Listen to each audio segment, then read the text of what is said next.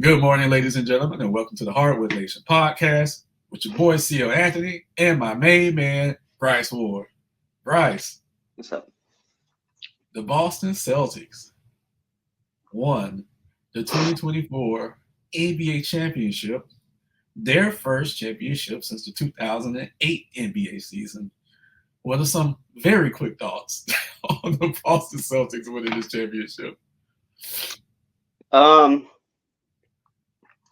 well, it seemed like they were in line to be there all season. They were the best regular season team, or at least it seemed that way. Um, what they were able to do most of the season with Porzingis healthy made me feel very confident in them. It wasn't until really the playoffs started that we started to doubt them, and it was because they were so dominant that by the time they got to the finals, they really didn't have a lot of opposition. They had a pretty easy playoff run, and I guess you could say some of it was easy slash some of it is they're just a really good team, and so um, we both a lot of people picked Dallas to win the finals, and Boston pretty much showed us why they deserve to be there, why they deserve to win. And I don't have anything bad to say about Boston. A lot of people have been trying to tear down Tatum and Brown for years, saying it's not going to work. It worked. A lot of people said, I know it wasn't as big of a deal, but getting rid of Marcus Smart, they thought they were getting rid of their heart and soul kind of thing. So a lot of people just been picking on for quite a few years, and I would say we definitely haven't believed in them necessarily as championship contenders. And so, they proved everybody wrong this year. And, we're not exactly big Boston fans by any means. They have quite a few championships over there. They've had a lot of success. They have a huge fan base. They don't need anybody else anyways. But no, I got nothing bad to say about them right now. Kudos to those guys. Kudos to Tatum and Brown for finally getting over that hill. I know Tatum's been having a good time with it since winning. With a couple comments about Miami and a couple posters in New York and Miami or billboards, whatever you want to call it. So no, I I've said this to you off air. I know it's kind of like a wonky idea. It's like I still really want to see Denver and Boston in the 7-game series. Minnesota really stepping in and taking care of Denver threw a wrench in those plans. I think Denver would have been a better finals opponent for Boston, but we get Dallas for what it's worth. Dallas didn't really seem all that ready to handle Boston at all. So they got the one game, but really it didn't seem like much of a contest. And so, kudos to Boston. I just would like to see a little more competitive finals next season. And we'll see. It's going to be tough for that team to try to repeat, I think, as dominant as they looked. I just think with all this young talent, the league is wide open. Minnesota showed that. But no, I mean, kudos to Boston. Like I said, they deserve it this season. They're champions until they aren't, until someone proves them wrong. So, they should enjoy it while they can. Real quick, I'm glad I went through all the Boston championships. I didn't realize. I mean, I have realized before, but until I looked again, it was like, except for 2 years in the '60s, they won every year. Yeah, they won 11 of 8. No, they won 8 straight, but they won 11 at one stretch. Yeah, 11 in a row. Yeah, not 11 in a row, but 11 in one stretch. Yeah. And a lot of those L's went to Jerry West, by the way. So, and someone made a joke. I don't remember if I said it on this podcast before, and it was funny and respectful, but at the same time, it was like, damn, Jerry West would rather die before seeing the Celtics win another championship. And I thought this is a great joke because he literally died like a week Yeah, before. So yeah, it was that's great. pretty It was good. great. Yeah. You're like, Um, why did he jump off the balcony? it's like we love you, Jerry. We love you. Yeah. Um, I was gonna absolutely eviscerate Jason Tatum because I thought that what he did after the championship was classless. I really did. Um, but the question I have for you, which is more important than that, why do you think a lot of people predicted Dallas to win the championship? A lot of people are on Dallas's side. But why do you think this Boston team hasn't connected with the majority of NBA fans? Because as you see the title here, this was actually the lowest rated NBA final since 2007. So why do you think this Celtics team isn't resonating? Because it's not the Mavericks. I think people watched it and wanted the Mavericks to beat the Celtics, which is even deeper. Why don't people like this team? What do you think it is? Um, I don't know if it's. I think some of it is, rival fans and other just maybe media that doesn't like Boston, and it might be because maybe they're not as flashy and as glamorous a product to take in as say the Lakers. And the reason I bring up the Lakers is because um, Boston is one of those markets and one of those teams where the NBA, it feels like we get pushed towards Boston. Um, Tatum, whether you believe he is or not, we've had a lot of Tatum pushed in our face for many years too, and also it's not like it's unwarranted. Teams who win are in the limelight most of the time. Boston's been good for I don't know what consistently like 5, 6, 7 years, something like About, that. about, about 5, 6 years, yeah. Yeah, they've been pretty good, so it's not like completely unwarranted. But I feel like, and we've talked about it before, it's especially with the best player debate right now or currently, it's like I think if when people after a while, and we're talking, you know, 7 years now, 4 or 5 years, whatever, that this team is being kind of like pushed in front of us maybe too often. Um, and up until this year, they weren't able to reach the promised land. So it's kind of like we've seen a lot of this team. Um, now, granted, with slightly different parts. This one was able to get them over the hump. Drew Holiday and Porzingis and Derek White and all these guys who were able to contribute the right way. But I just outside of if you're a Boston, like if you're in Boston or you're a Boston sports fan in general, I feel like there's more general hate for like Boston as a place and team than some other places. Now, LA gets tons of hate. Even the Knicks, they get a lot of hate too.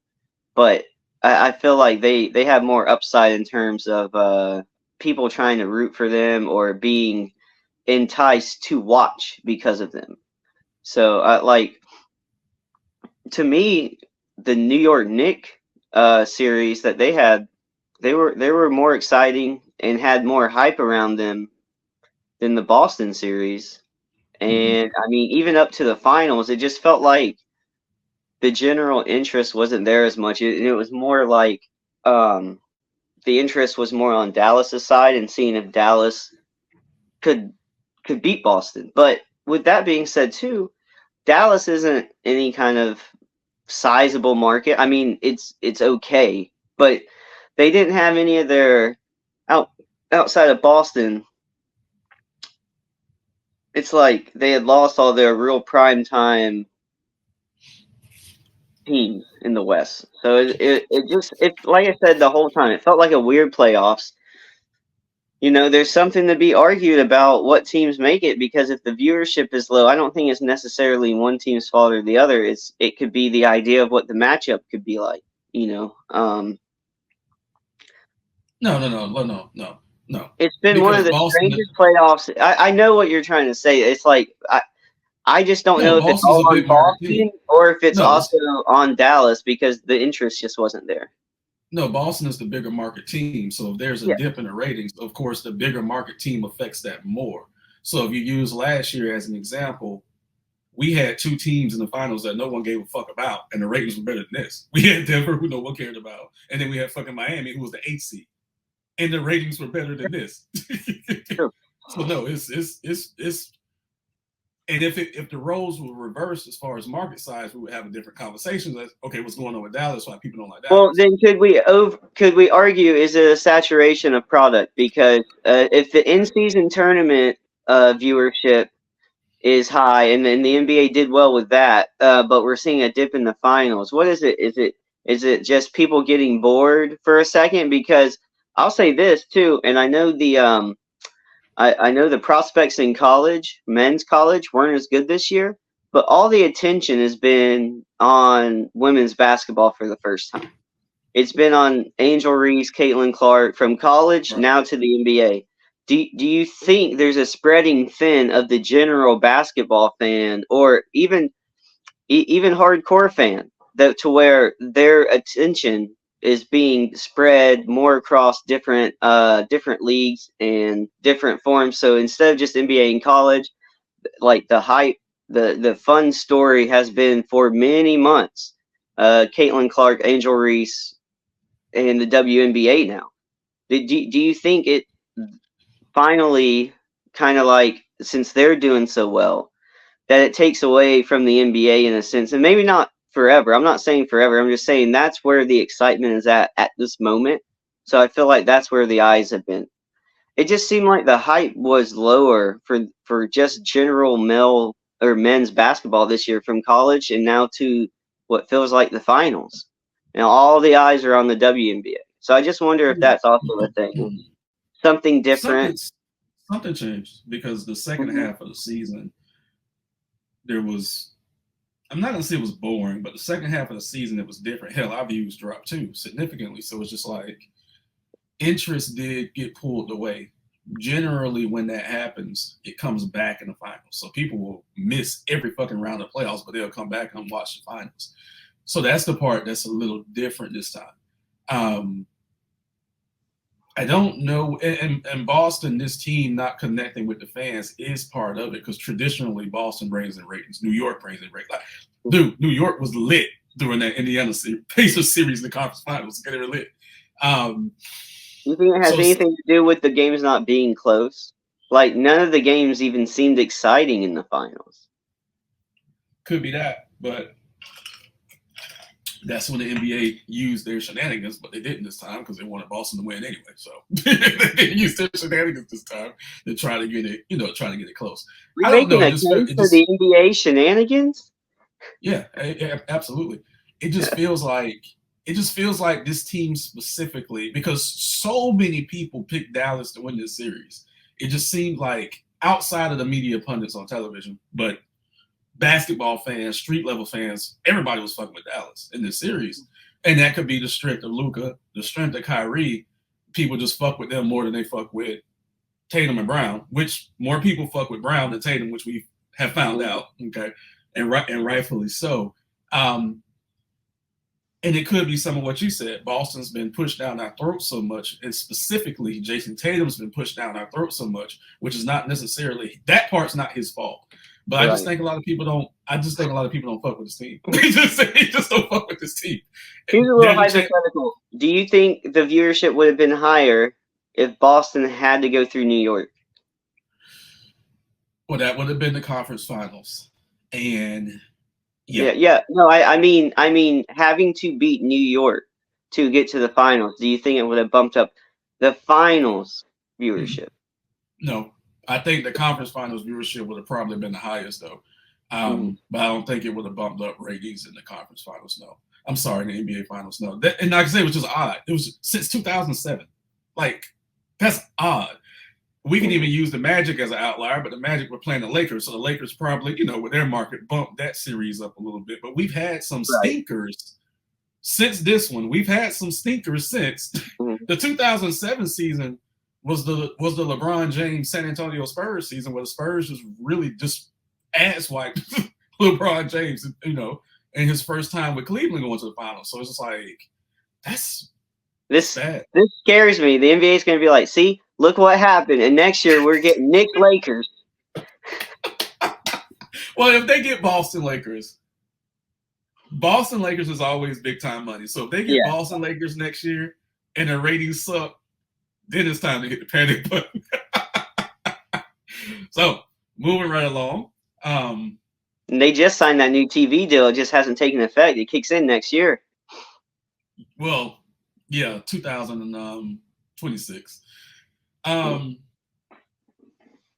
just saw a trade that I didn't know about. Tim Hardaway Jr. was apparently traded to the Pistons. I had no idea. Where you been in the last few days? You've been in my head? Dude, I've been mourning. Okay, I've been mourning. So really quick, I want to bring we got so much shit to go over today. I want to bring our offline topic into this podcast. And I texted you yesterday and I said, I don't know who Trae Young is fucking in Atlanta, but that kid takes no L's in that organization. How shocked were you that they traded DeJounte Murray? I'm not shocked. Their history has shown us. You know what it might be?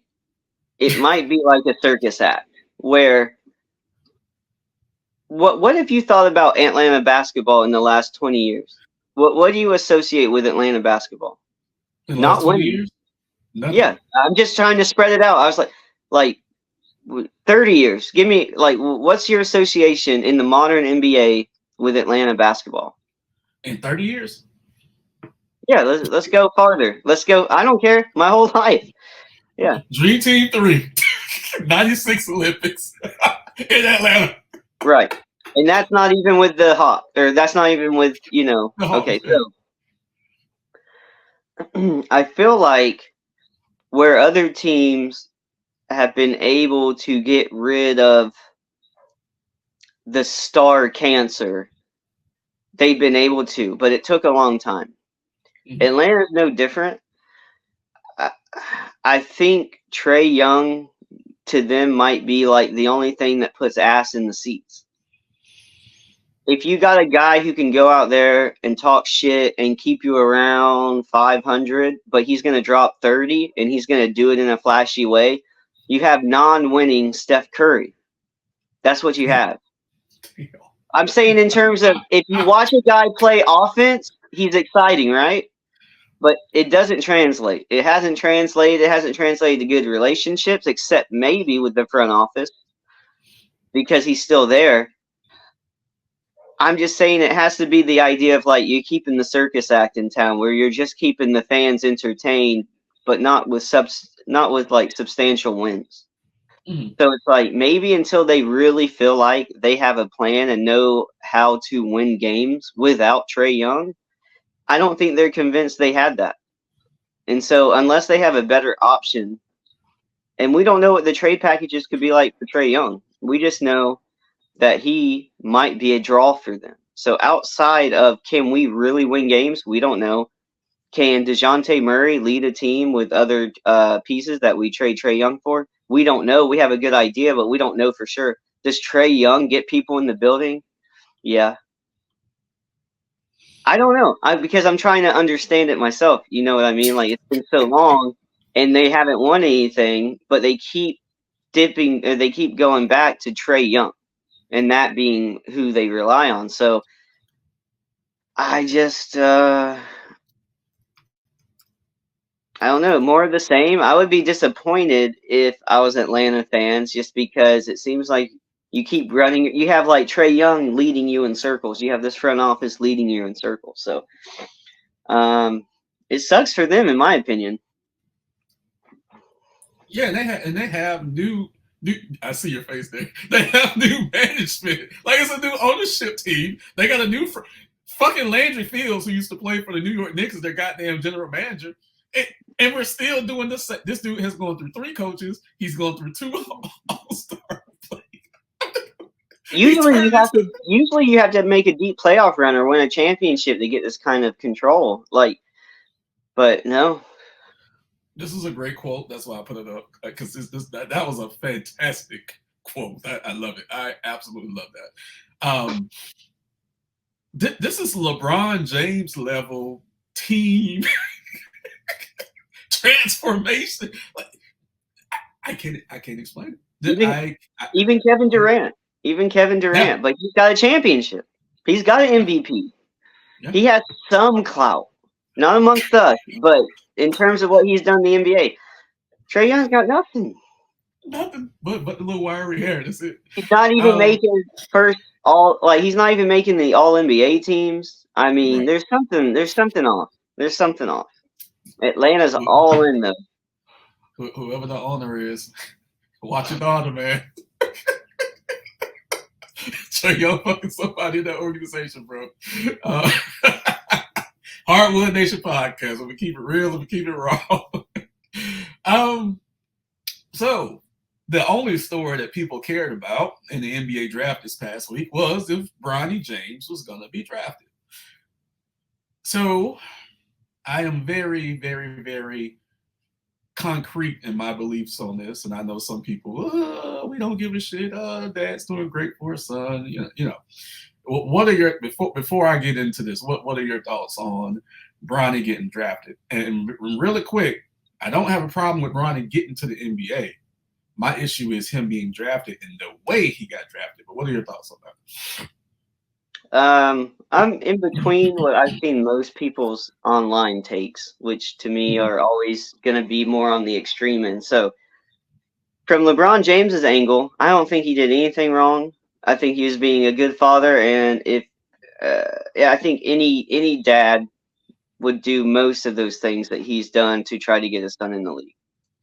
With that said, I also saw, and I'm not saying a lot of people have this sentiment. I'm just saying I saw one random tweet where it was like, someone said, "Oh, James is the goat for sure. MJ couldn't get his son in the league," and then I went, I got thinking.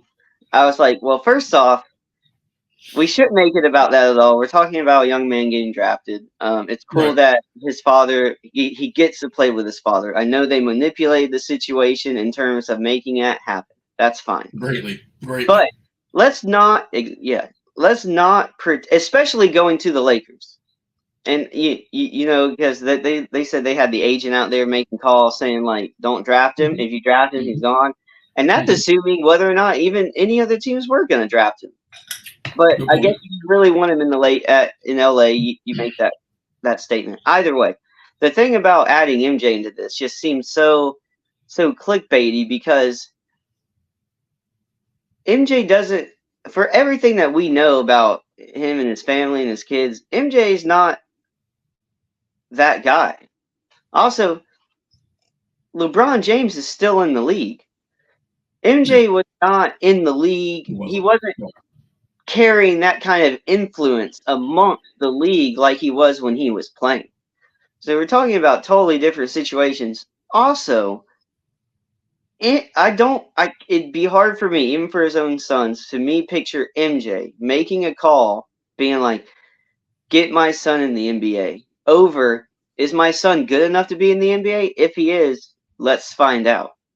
That's more a generational Yeah. like thinking gap where I'm not saying there's not people like MJ still out there. I'm just saying between what LeBron James did to get his son in compared to what we think MJ is as a person and how he handles situations and sees situations, like, yeah, he wants the best for his son, but is he going to do all these tricks and acts and jump back or do backflips to get his son into the league? I just don't think so. And so like for some person to make that leap in how they're seeing the situation just seems so strange to me. When honestly, if you just want to take the situation at face value, I hope the best for the kid. You got a rare opportunity that a lot of people don't get. If you don't work and you don't really deserve to be there, your career will be short lived for as long as your dad's still in the league. Once he's gone, you have to make it on your own merit, or you'll be gone. There really won't be much nepotism. I guess that's what the word is. Yeah. I'm wrong about that, but anyways, it's just definitely one of the more odd situations we've had in terms of a new player getting drafted in a long time, a different dynamic. I mean, well, it's the first time that that's happened where the dad's still playing in the league, and the dad is one of the best players in the league, and he's one of the best players of all time. Yeah. So we haven't really been here before, and on top of it, LeBron plays for the Lakers, so the attention's on them. He got drafted by the Lakers, so you get even more media attention on top of a weak draft where a lot of people don't even know who the first 2 picks were. So all eyes were on Bronny for a second-round pick that shouldn't even matter. So I hope the best for him. I hope he proves everybody wrong. But in my eyes, his career will be about as long as his dad has left, which isn't long. So if he's not the real deal, so we'll see. But it's definitely one of the more crazy drafts I've seen and draft coverage I've seen in a long time, just because of the topics of interest. I text Gerald that night. I said 4.5 points per game. I said, Gerald, me and you could have went to college and averaged like 8 points per game. Hell, we could have been drafted in the goddamn NBA. You know, it is the ridiculousness of it. And like I said, him playing in the NBA isn't my issue. He shouldn't have been drafted. I don't give a fuck what no one says. I don't give a fuck how anyone justifies it with nepotism and how it goes on in every fucking business. The purity of the sport was manipulated. And that's what I have a problem with. The kid's not good enough to be drafted to a fucking NBA team.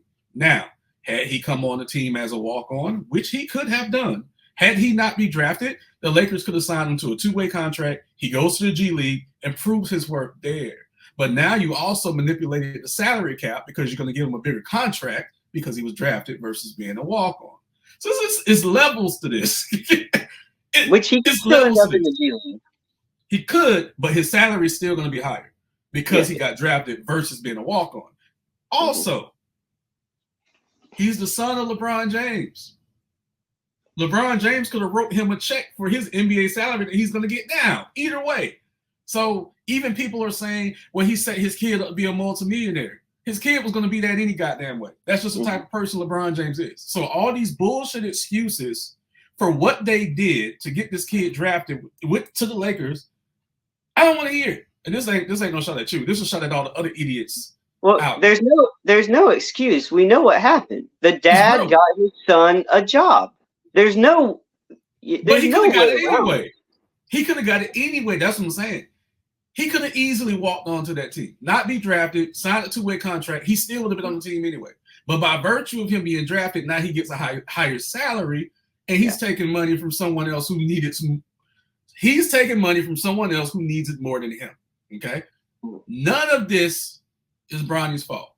Absolutely 0% is his fault. But this is gross. And what you said about Michael was really good. Let's see if my kids are good enough to get there, which they weren't. This is gross. And I'm not even saying it's gross for me hating on LeBron James. It's not that. He's a father. I'm a father. I get it. But the manipulation of the system is ridiculous. It is gross. And I want to ask you this question because I heard this question on YouTube. How do you think other NBA players are going to treat Bronny?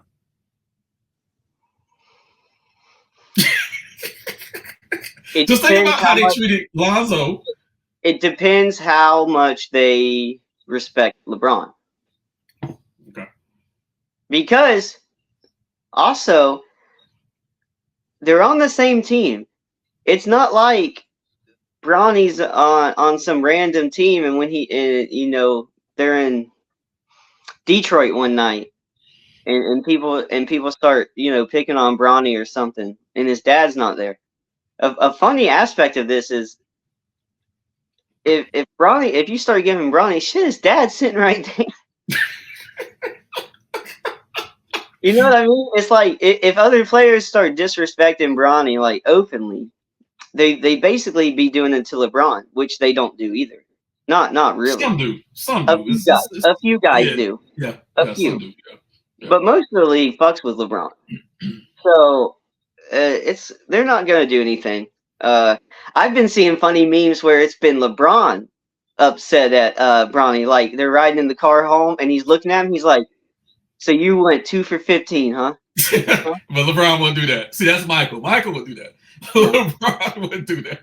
But LeBron would there's tell been him, memes like where LeBron's looking at Kyrie all crazy, or looking at the right, coach right, crazy, right. and it's like, what happens the first time Bronny loses him a game and LeBron like trade him?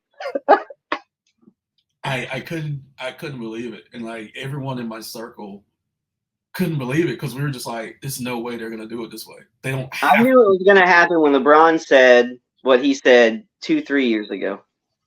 Yes, Nothing but has changed. I knew it was gonna happen when he said that. If Bronny's even in the realm of possibility, he's getting in. well, yeah. But remember, my issue is not him getting in. My issue is him getting I know drafted how. because he How? easily could have been a walk on. And that so it was like the manipulation was done when it didn't have to be done that way. So it was almost like a fake power play where you're just exerting power that one, everybody knows you have, and two, it's kind of like a liar. So let me put it like this. It takes a lot of energy to lie. And then it takes energy to keep that lie up because then you have to remember the lie. So what LeBron did, what the agent did was unnecessary because again, there was 100% nothing stopping Bronny from being a walk-on that team. Absolutely 100% nothing stopping that. So it's just like all of this was unnecessary.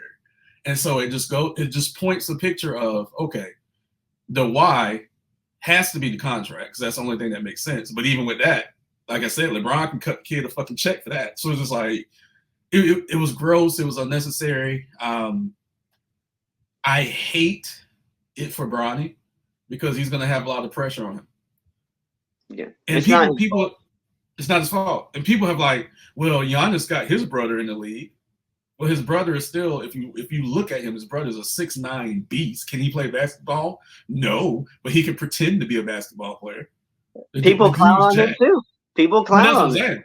But Yeah, that's what I'm saying. But if you look at him, yeah, if you didn't know his game and you look at him, you would be like, damn, that dude's probably in the NBA. Then you look at Bronny, he still looks like a little kid. He's barely like 6'2". He's not as big as what people think he is. And it's just like that's why Bryce, the other kid, is bigger than Bronny, right? He might be the one. He might be the one that actually, and this is no shot at Bronny. Bryce may be the one that actually deserves to be drafted. Bronny didn't deserve to be drafted. Like I said, it's not his fault. So a couple more things before we Real wrap quick up. though, do you think? I wonder. I haven't been digging deep into it because it's always a dumpster fire. But I wonder if there's like a civil war in Laker fandom because Oh yeah, LeBron hasn't been embraced the same way ex stars have yeah. No, in he terms definitely will. of Laker fandom, and so between like it just feels like LeBron's prints are all over this team now, and I wonder Mhm. how like diehard old school Laker fans feel about it because you could also say for all everything the media is telling us about LeBron not being involved in the JJ Redick hiring, I talked to community, and look, whether or not that works, I just feel like there's more and more. You have LeBron Lakers, and then you have Lakers, and I feel like I know not all Laker fans are on board with the LeBron James show. So I just wonder if this has created even more divide amongst the fan base between the coaching and Bronny getting drafted kind of thing. I just wonder. We haven't had even time to talk about this JJ Redick thing, and I can't today. I cannot today. We can dedicate a whole 2-hour podcast to this bullshit. Well, we also have to wait and see if some allegations are true. Yeah, the allegations of him using the N word and stuff. Yeah. Um, I'll say this: Jeannie Buss has always listened to players. Magic Johnson's not there anymore. He was always like her number two, advisor in the organization. Magic left right when LeBron was kind of coming in. So you're correct. LeBron's fingers is all over that franchise. And it is a divide with the old school Laker fans versus the new school. Because this is as gross as Bronny's draft was. this coaching hire was even more gross. It just was. And they better hope they surround him, man, with some great coaches. Because I've if I'm already the I've already seen some assistant coaches' names float around. One of them was Jack Bond, and I will never forget him. I was just like, good luck with that too. I'm sure he's a good assistant, and multiple other names as well. Don't get me wrong, right, right. um, but also I will give the Lakers this. It wasn't their first choice. Their first choice did turn the job down. I think that was So a ruse. I think that was a play. that's a big gamble if he says yes. I know. Well, I think that's why they lowballed him though. That's why they lowballed him. But I think as far as the money, they lowballed him. So yeah, I think it was a play to say, hey, look at what we did. This guy told us no, so now let's pivot right to JJ Redick. So that was a play. That was a big play. All right. All right. and I will say, because that guy that turned it down, the Hurley dude, made the media rounds right after that. It was just like, yeah, it was such a play. Um, for our last topic of the day, and this is deep too, but I'll try to make it short. When the Golden State Warriors traded, first they paid Jordan Poole, then they traded Jordan Poole versus trading Draymond Green. We knew what we heard yesterday was going to happen. Because obviously they were keeping Draymond. Steph isn't going anywhere. No. All right, Clay. Ain't looking good for you right now. Ain't looking good. Clay wants to get paid. And I will say this. Clay was paid the last time and then, missed 2 years due to injury. So it's one of these things where it kind of gets a little ugly, but it doesn't necessarily have to get ugly. Sometimes you have to know that at the end of your career, you're not going to get that check. And I think as great as Clay is, he had to see the writing on the wall. But it looks like the Golden State Warriors, as we knew them, are starting to break up. This is the first piece, well, the second piece to crumble because the general manager left last year. So how do you feel about this? Oh, I love it. I love when things get shaken up like this. But also, I don't think it's all like it's in the details, right? The devil's in the details. Clay wanted a similar deal to Draymond, and I think because of how the team has been structured since they've been there. If you're Clay, it makes sense. It's like, oh, so you valued what Draymond's doing more than me because you just gave him this 4-year deal or 3-year deal, something there, and everybody else is only offering Clay too. So it's a combination of, you're not doing the same things you're used to be doing because of the injury. Your role on the team has changed. And then on top of it, now you're going to start getting paid differently than the other guy that you saw probably as like the other equal piece. So all of a sudden now, instead of being like the other splash bro and being easily the second most important part of the team, now all of a sudden you're below Draymond in terms of how the team is looking at you. That's how I would take it. If they're not trying to offer him a similar deal to Draymond, then you would take it as a slight. They can't. Huh? They're done. They're done paying the tax. That's what the team is taxed out. But They're done paying but that they huge knew tax. that. Like they would have had to have known when they gave Draymond the deal and how they did Right. things. They would Right. have known that they couldn't Right. do the same thing for Clay. So they made a choice. And so when Yes. you saw the frustrations from Clay last year, I Yeah. understand. He He was pissed still all has to year. come to terms with it, Yeah. but the writing was on the wall. And so I don't Right. think it's just a money thing. I think it's a perception thing and like how Clay thinks the team views him now. And so that can be a hard pill to swallow when you're the number 2 guy and one of the best shooters of all time. You got a chip on your shoulder. Yeah. On So Clay's end. everything I'm Oh, hearing is like he wants not. They're going for the long deal. Same issue with Paul George. They're not looking. You can pay them the same money for 2 years as anybody. They don't care. They're looking for the protection of a 3 or 4 year contract, preferably 4, to get the same amount of money. But they want that contract now, and so that's where teams I think are having issues getting on board with Clay and even to an extent Paul George because they want that long contract. It's not the money up Oh, front that's the issue. It's the longevity of a contract tying them up. they want a long contract. The players want a long contract now because they know what I know is that when the next CBA is signed, these contracts are going to get smaller. So that's why they want the long contracts right now. Because this is going to be the TV deal they just signed with NBC is going to be the last big TV deal for a long time, just with the way TV is changing right now. But the cap is supposed to go up. So with contracts getting smaller, would the ability for the teams to pay out more go up more anyway? So like the start, so because everybody's saying the teams are going to have more money to spend as the next 4 years go on. They do this 10%. The NBA is like doing a slow cap increase every year instead of dumping it all at once. That's based on this current TV contract that they just signed that they haven't announced yet. But again, remember, Right. this TV contract will be the last big TV contract for a while because networks aren't paying. They're not going to pay as much for sports content anymore as more people go to streaming. Okay. Mm-hmm. Now, Amazon did get into this as far as it's going to be a partner with the NBA as well. But unless the streaming services give a big TV contract, network television is not going to pay this much money anymore. I see it every day. I take these phone calls every goddamn day. Okay, with cable versus streaming. So, and just a little side note, what Netflix did, they just signed the WWE a few months ago.